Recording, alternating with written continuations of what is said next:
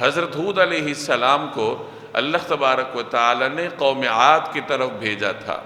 یہ عرب میں رہنے والی ایک قدیم قوم ہے جو غالباً حضرت نوح علیہ السلام سے کوئی 2000 برس پہلے، حضرت عیسیٰ علیہ السلام سے کوئی 2000 برس پہلے یہاں پر آباد تھی۔ اللہ تبارک و تعالی نے انہیں مختلف طریقوں سے نوازا تھا۔ ان کے اصل وطن کا نام قرآن کریم نے احقاف ذکر کیا ہے۔ احقاف ٹیلوں کو کہتے ہیں۔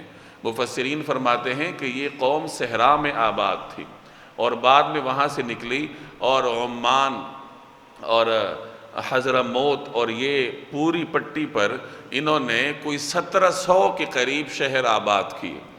بڑی متمدن قوم تھی، بڑے بڑے شہر انہوں نے آباد کیے۔ اللہ نے انہیں جسمانی طاقت سے بھی نوازا تھا۔ قرآن کریم میں ان کے بارے میں فرمایا گیا کہ اللہ تبارک و تعالی نے ان کو بے مثل قوم بنایا تھا، یعنی ان کی طرح کی طاقت اللہ نے انسانوں کو یا کسی قوم کو عطا نہیں فرمائی۔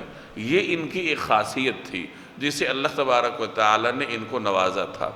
ان کی ہدایت کے لیے اللہ تبارک و تعالی نے حضرت ہود علیہ السلام کو بھیجا، جن کا تعلق اسی قوم سے تھا۔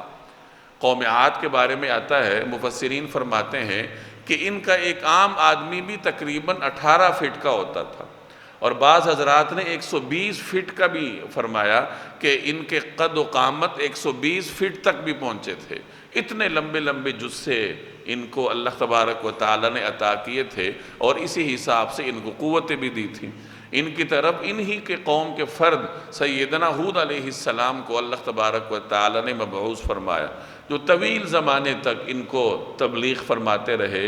بعض حضرات فرماتے ہیں کہ 480 یا 460 برس تک سیدنا ہود علیہ السلام نے اپنی قوم میں دعوت اور تبلیغ کا کام کیا۔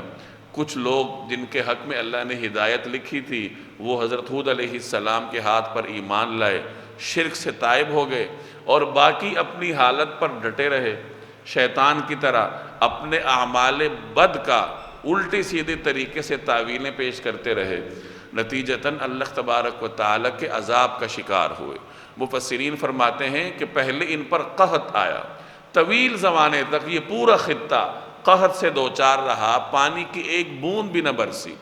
پھر طویل زمانے کے بعد ان کو اوپر بادل نظر آنے لگے۔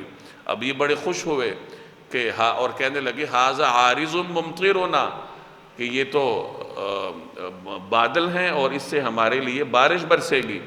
اس کے نیچے آ کر، یعنی بادل کے نیچے آ کر جمع ہوئے اور ٹھنڈی ہوا بھی انہیں لگنے لگی، جس طرح عام طور پر بادل اپنے ساتھ ہوائیں لے کر آتی ہے۔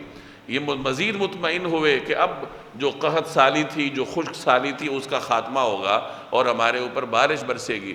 لیکن ہوا یہ کہ بادلوں سے بجائے بارش برسنے کے آگ برسنا شروع ہوئی، اور تیز قسم کی آندھی ان پر مسلط ہوئی جو کوئی 7 یا 8 دن تک چلتی رہی۔ ان کے بڑے بڑے جثے تھے، آندھی ان کو ہوا میں اڑا کے لے جاتی، ان کے سر آپس میں ٹکرائے جاتے، اور اس طریقے سے 7-8 دن تک یہ آندھی میں فضا میں اڑتے رہے، آپس میں ایک دوسرے سے ٹکرا کر مرتے رہے۔ اس طریقے سے اللہ تبارک و تعالی نے ان کو عذاب سے دوچار کیا۔ سیدنا ہود علیہ السلام اور ان کے ساتھ جو لوگ ایمان لائے تھے انہیں اللہ تبارک و تعالی نے اس عذاب سے نجات عطا فرمائی، اور اس وقت وہی پھر وہ لوگ تھے جو اس قوم میں سے باقی بچے۔ بعض حضرات فرماتے ہیں کہ اللہ نے حضرت ہود علیہ السلام کو حکم دیا تھا کہ اپنے ساتھ والوں کو لے کر ایک باڑے میں چلے جاؤ، کوئی باڑا ہوگا جانوروں کا، تو حضرت ہود علیہ السلام وہاں تشریف لے گئے، ان کے ساتھ جو اہل ایمان تھے وہ بھی وہاں چلے گئے، اور جب تک وہ آندھی چلتی رہی، ہوا باہر چلتی رہی، تو اس وقت تک وہ اندر ہی رہے، اور اللہ نے انہیں ہر قسم کے پریشانی سے اور آزمائش سے محفوظ رکھا۔ اور جب وہ باہر آئے تو قوم کے لوگ ہلاک ہو چکے تھے۔